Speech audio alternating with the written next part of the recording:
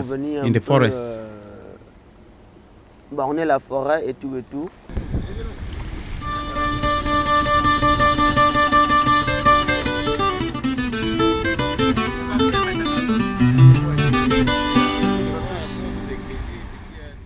The establishment of plantations expected to contribute to the welfare of local communities through the provision of jobs. They are also expected to serve as vectors for development. However, the presence of these agro-businesses have not met these expectations to a large extent. Things even got worse with the advent of privatization in the early 1990s. The plantation I seen, it was first of all owned by the Germans, and then it came now by the British, and then CDC took over. So now it is privatized to a private owner. In the days of the CDC, from what I know, and like I studied just a kilometer away from here, we used to walk through the tea estate through to town. Then there used to be health center, there used to be schools, there used to be transportation facilities, pipe-borne water for drinking and all that. But with the coming of the CTE, you see then that the camps that used to be there for housing the laborers have been totally demolished, leaving the inhabitants here, the laborers, homeless. They were not provided an alternative. You either sort yourself out or maybe you quit. After all, you don't have a permanent contract. I don't work for Tole I have worked in Tole for 27 years, 6 months. At the time, it was the CDC. I was a permanent worker. I was a plucker. I was plucking tea. We were harvesting tea. As a worker under management, some months when I worked hard, I could get about 20,000 francs. And on other months, due to ill health, I could get like 15,000 francs. Now I am not benefiting any retirement. Baba came and we were simply sacked. To the best of my knowledge, you realize that most of these workers who work in the plantations are not better off vis-a-vis the top management. Those in top management positions are quite fine, but you look at those at the lower tier. If you take, for instance, you go to one of the CDC camps, look at where the senior staff live, look at where the junior staff and the laborers live. There's quite a big margin, and you consider them as the hands, yet you are not improving on their income, you are not improving on their livelihood because they have basically very low salaries. Looking at the situation of plantation agriculture physically on the ground, you can observe that the laborers are not actually giving sufficient benefits.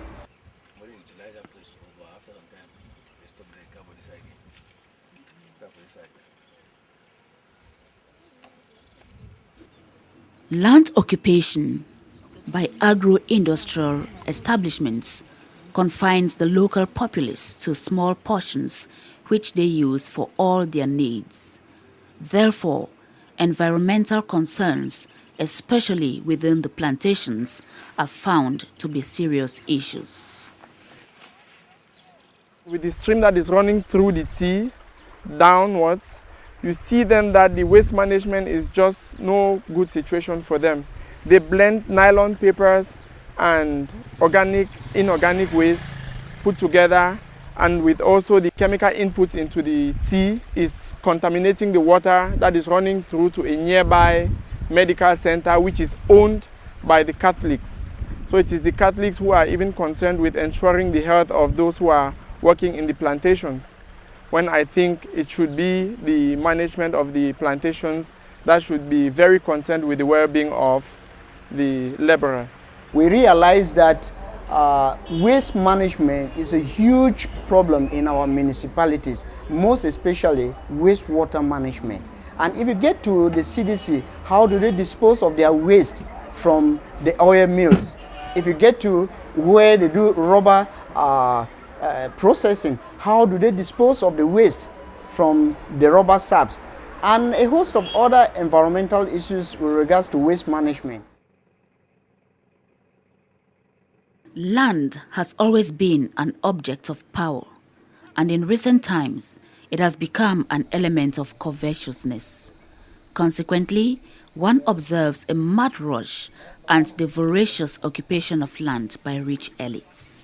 Je vis dans le sud et je vois des communautés qui se battent. I live in the south and I see communities fighting because there is an elite or a big industrial structure appropriating all the land.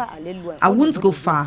In Zotele, for example, there has been a kind of fight of the titans between the council and an influential personality who has succeeded in obtaining a land title covering almost the entire town of Zotele. You can see for yourselves that such a situation can rupture peace, bring about conflicts and cause communities not to participate in development efforts. Because the fight against poverty means that all members of the community are involved, and this means they should have access to land. But if a huge international structure confiscates all the land, how do we expect the people to open up and develop? That is what poses a sign of danger for the population, because today it is all of the diaspora that is in search of a piece of land in Kribi by all possible means. And this rush for land in Kribi breeds conflicts. The local elites are in fact those who actually have the money, some who are abroad, others who are within the country and have top positions. They have the money that they can purchase huge, a good chunk of hectares of land, and they keep it for future investment. Either they want to open up their own plantations or they will resell the land when population expands and people want land as plot or building plots or maybe farmland and the like. The occupation and exploitation of land seem to carry a huge potential for conflict. In Cameroon, some of these conflicts have been of great magnitude. Some emblematic examples are still very present in the minds of local populations. Wasande in the Adamawa region, the Mukete plantations in the southwest region, the rice project in the Lagdo area, and the Ndawara Tea Estate in the northwest region. When the government authorized the establishment of the Elba Ranch in Ndawara, a lot of families in hundreds and livestock were displaced to give the boundaries of the ranch. And when this was done, no compensation, no adequate processes of compensation actually was done to compensate the families. So people were just abruptly asked to move, and they moved all over the places. And some years later, another ranch was established in Wum, Iso, and the same process was done. Unfortunately, the one in Wum, it looked like there is no designated boundary. So the ranch is increasing more or less on a regular basis and invading new territories. Even the one in Ndawara, after designating the land and planting pillars and making fences, some years later, when the authorities of the ranch introduced, the production of the tea, the displacement of livestock was also very important, and they started invading the lands surrounding, the Ndawara ranch. And generally, this has caused a lot of suffering and conflict between the proprietor of the Elba Ranch and the one in Iso, in Wum. And people, because of that, have lost, their livestock, because when you move livestock from one location to another with that adequate preparation, you expose them to a lot of risks. And people left here to different locations in the country, and this has caused a lot of sufferings. People have lost their family, their livestock, and some people have even committed suicide because of the pressure they experience. The reaction of the Moro community was such that they could not fight back, because the way the processes came, there was a lot of support of the Ndawara man, by the government authorities, without considering the interests of the pastoralists. And therefore, they could not fight back. Whenever they went, they felt his presence there, and there was a lot of support from corrupt government officials, to support him establish the ranches in a very unacceptable way. And therefore, they couldn't do anything. Most of them have to run away. And those who lost their animals came back to work in his ranch, like herdsmen, very poor, wretched people, and they are still there. La SAIEP est venue et elle a voulu donc prendre les terres. SEP came and was taking all the land, almost 8,000 hectares. Not willing to allow this happen, the population opposed. There was physical confrontation. The local communities went to the land in question with cutlasses, spears, sticks, knives, and other traditional weapons for their self-defense. There was also the armed forces. The police and gendarmes who went to the site were armed. Afterwards, the problem was taken to court in Garoua. It met with a lot of judicial procedures and no final judgment was passed. It seems SEP had obtained a long-term lease on this land. The populations are now living in suspense. They don't know if the land belongs to them or to SEP. Their future is bleak. They don't know where to go and what will become of them as farmers. Land was given to Mukete Estate by the Klundi people and some of these farmers also. The land was not sold because even the Mukete Estate only gave some sort of food to the village. There is no deed of conveyance signed by either my father, late Chief Dibo, or my present self that they bought that land. Same goes to those other farmers. Some of the farmers have some documents that has been given to them by the traditional council. So a tenant cannot be on the other part, on the other side, and wants to push out another tenant. Who owns the land? This question provoked stormy debates around the world. Even the most revolutionary political approach to land management in many African countries has not yet found a definite solution to the land discourse. In Cameroon, one major contributing factor to problems of access to land is the 1974 land law, which so many people find to be flawed on several counts. The 1974 land law was signed by late President Amadou Ahidjo to satisfy the needs of the whites. This law is still applied today. I would say it is based on this law that the haves find justification to seize the land from the have-nots. Now, based on customary law, ownership of land is ascertained when one develops a piece of land. The 1974 law continues to say that, and it is actually Article 1 of this law, that all land belongs to the state. What this means is that those of us who sell land don't have the right to do so. And when you look at the law on land rights, it says ownership of land is superficial. That means only the surface belongs to you, not the subterranean. In the actual management, we do not know which land I have as a custodian for the indigenous. Nationally, Mankoni land is a national land. I, as a Fon, am custodian of the land for the people. The state has not shown which is national land, which is native land for which I'm custodian. I think legally it is so. You also know that no land is personal land without a land title. The law contradicts itself. Any land that has no land title doesn't need compensation.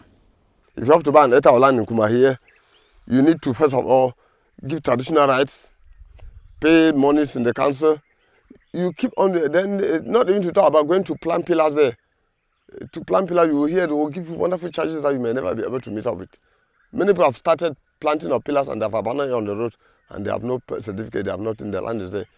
We have people with huge farms who produce at least large quantity of oil. But our problem is how to get documents for these, our farms. because it costs us a lot of money. We have tried to meet the authorities concerned to at least give us documents for this farm. But the cost of it is so high, it's too high. And the process also, before you get such a document, you need to spend very much. And at times you spend, they give you time that they'll come and go to the farm and check, they don't come. So in this aspect, we are really defeated in the whole process. If you want to access how much it costs for one to get a land certificate in this country, it's an enormous sum of money. And who can afford? The local farmer cannot afford that. So you have to bribe your way through to get those papers. Consequently, if the local farmer cannot, then the big plantation agricultures and of course, some of the big elites who are land speculators, who obviously buy over the land and nothing is left for the local farmers. So their livelihood is not secured. So I think there's a need for government to consider reviewing the law to make it as simple as possible. Just like I want to get a birth certificate for my daughter, I simply need to walk to the council and fill in the information and I get the birth certificate a few days to come. So it suffices as well to get this law as simple as people recognizing their boundaries, their neighbors, and you come in to look at the land, and the neighbors attest, this is his parcel of land, and you issue the land certificate. You don't expect that people have to process this land certificate from their small subdivision of origin to the division, then the regional delegation, and up to Yaoundé. So all those chasing of documents is for what? Let us simplify these laws and make the things very simple for the local man to be able to feel the impact of government's usual talk of alleviating poverty. What poverty are they alleviating when the laws are flawed and people close their eyes over that?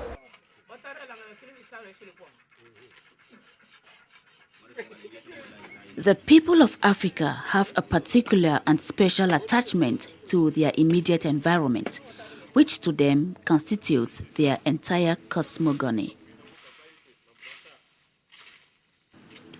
Their displacement for any objective reasons leads to the destruction or progressive extinction of their culture and identity, and by extension, their biodiversity.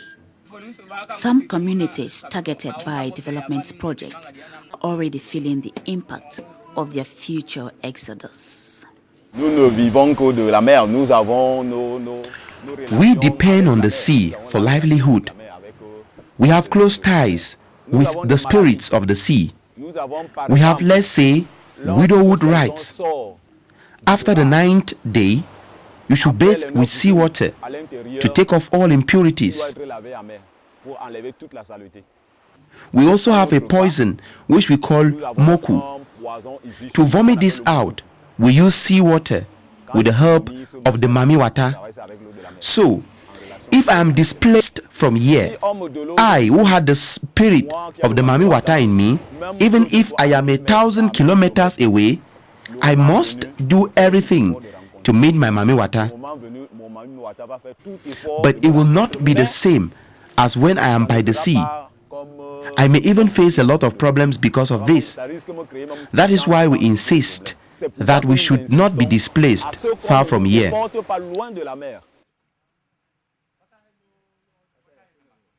For millions of people across the developing world, land is life. It is central to their livelihoods, culture, and identity. In Cameroon, the traditional ruling system, therefore, has a crucial role to play in the land acquisition process. Land is sometimes allocated to members of the community by traditional leaders, who are considered custodians of land after the state.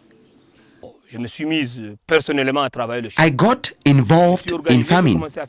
I started by cultivating lettuce near a small stream. I realized that it was doing well, so I decided to see the chief and ask him to give me a piece of land. He asked why I wanted to do with land. I told him I wanted to do farming. He said it was a great idea, and so he gave me this land. I didn't pay for it. I didn't buy it. He said it was a wonderful social service. Generally, all land belongs to the government, but they are occupants. And in Com tradition, the paramount Fon of Com is the person that controls land traditionally. And at the level of the villages, you have the village heads for community land, then you have compound heads that have their land. And in terms of land title now, you have the village head, you have the Fon of Com, then the duo who is the president of the land commission to decide to give land to somebody, to have a title over land. Traditional leaders are also auxiliaries of the public administration and thereby have the prerogative to be part of the land management system. At this level, there is a discriminatory land allocation policy that is mostly detrimental to women, this in spite of their majority contribution to the agricultural sector. Women only own 2% of the land, and this certainly has an impact on food production. Over there in our area, women don't have any right over land. Land belongs first of all to the man. The woman comes second. You first of all have to work on your husband's farm. You are then given a little portion somewhere on which you can work since we have limited means. When you are done working on your husband's farm, you are already tired. By the time you get to your own farm, you no longer have the energy to work the way you would want to. L'organisation sociale dans la région du Sud. The social organization in the South region is based on a kind of division of labor.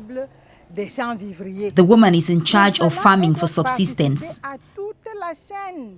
Here, she is involved throughout the production chain, from the search for the land to the transportation of the crops from the farm to the house, and sometimes from the house to the market. So what happens generally? They say the woman don't have the right to demand anything that has to do with land that belongs to her husband. The woman can only talk land issues when she is in good terms with her husband.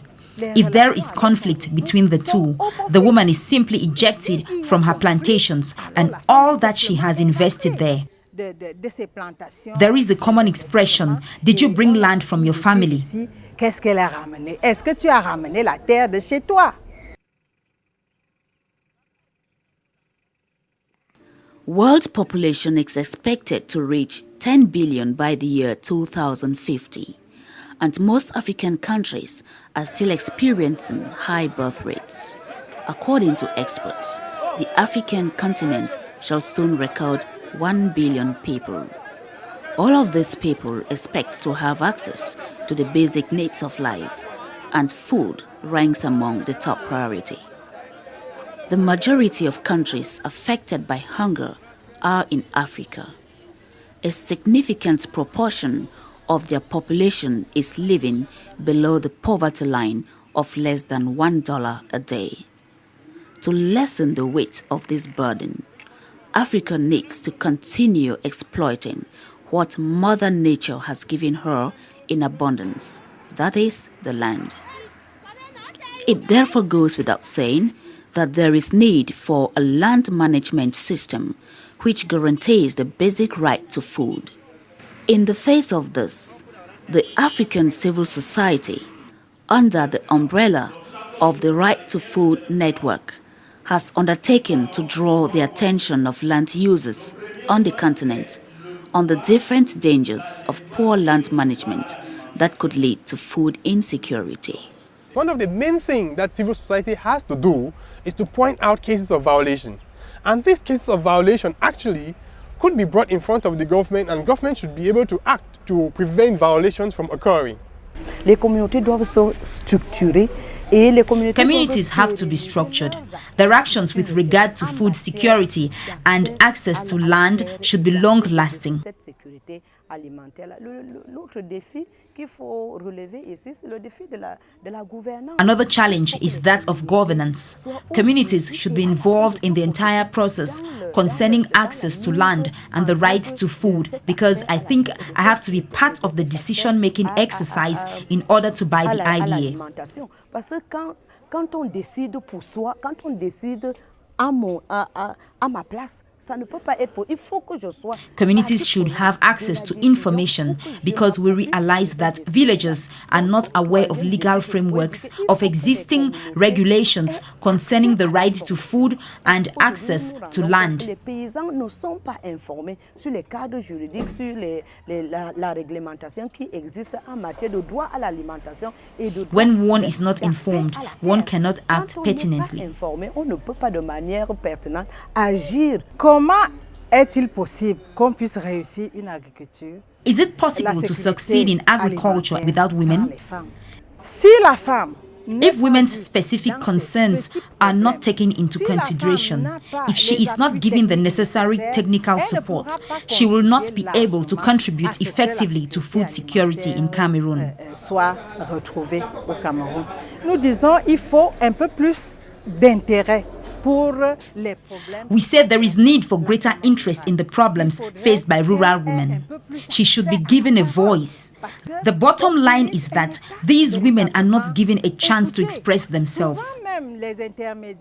Even the intermediary structures run by other women should allow these women to face the daily reality on the ground to talk about their problems. So we need a support system which will enable these women to express themselves directly instead of having their ideas interpreted all the time. Me, I feel that those are problems that really needs to be reorganized, and they see that people are taught sustainable agroforestry activities so that graziers can do intensive grazing by developing paddocks, could also be taught how to do food crops. And farmers also know that graziers are their brothers and sisters. They have to live in harmony. In that way, maybe there will be a progress. To bring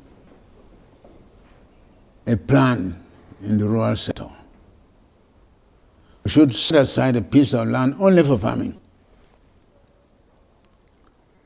We can set aside a piece of land for forestation. The land has to be zoned in the first place. Then each zone will be used according to to take care of all the needs of the citizen. The food needs, the housing needs, the firewood needs.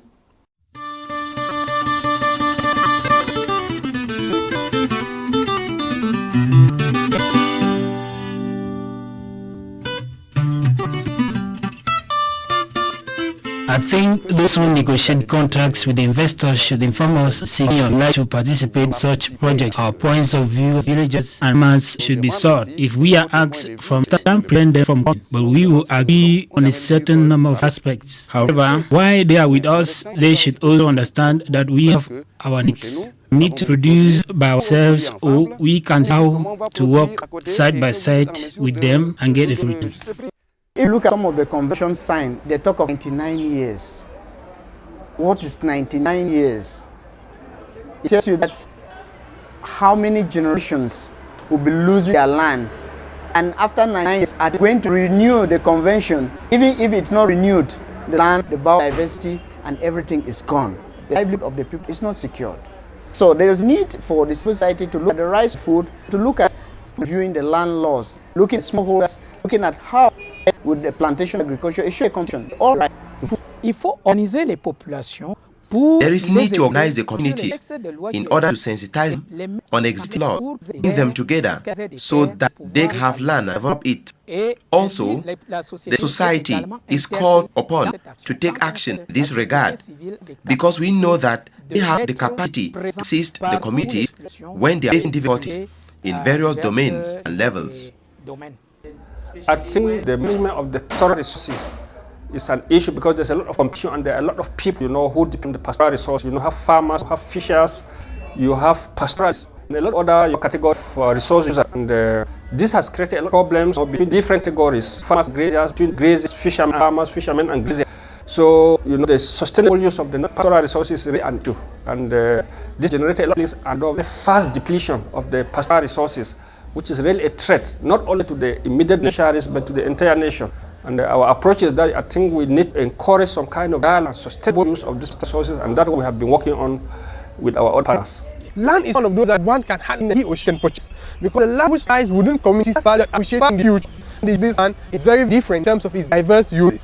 What we can suggest is need to revisit and change the law. People shouldn't keep land and keep idle. If people have a real need to own and develop, they should enter into negotiation with communities. And the land is leased there. So the communities benefit from development effort going on that of land. The person uses the land in collaboration with the community, and after the project is no longer relevant to the community and is returned to that community. That is the basis of customary land rights. L'interpellation ici est faite à tous les acteurs. He gets all stakeholders management process. Laws and conventions are supposed to be enforced by state. It serves as institutional support to the community or the civil society action on the ground. The powers that be are the ones who sign these laws. They are only the ones who disseminate them. Surprisingly, they themselves seem not to understand these laws. How do you expect them to understand? I believe that as society, if we stay quiet, it will mean we are not our job. Our job is to denounce in order to engage other stakeholders in the rational exploitation of our land. Agricultural investment could be used for Africa, bring jobs, capital know-how, access markets and infrastructure, but only if they are right. Decisions taken now will have repercussions for the shape of agriculture, food security, and access to Africa for generations to come. Today's choices must be based on strategic thinking and vigorous, transparent public data, rather than on negotiations behind closed doors.